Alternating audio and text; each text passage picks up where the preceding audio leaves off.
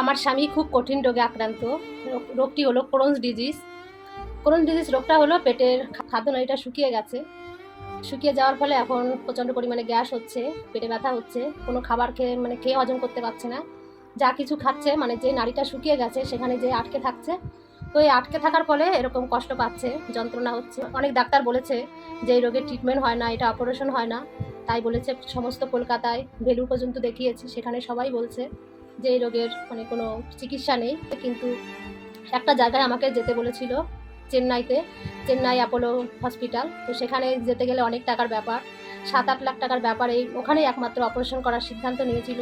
কিন্তু সেখানে যেতে গেলে প্রচুর টাকার দরকার। আমি সেই কারণে আমার স্বামীকে নিয়ে যেতে পারছি না, কারণ আমি একটা মেয়ে মানুষ, লোকের বাড়িতে কাজ করি।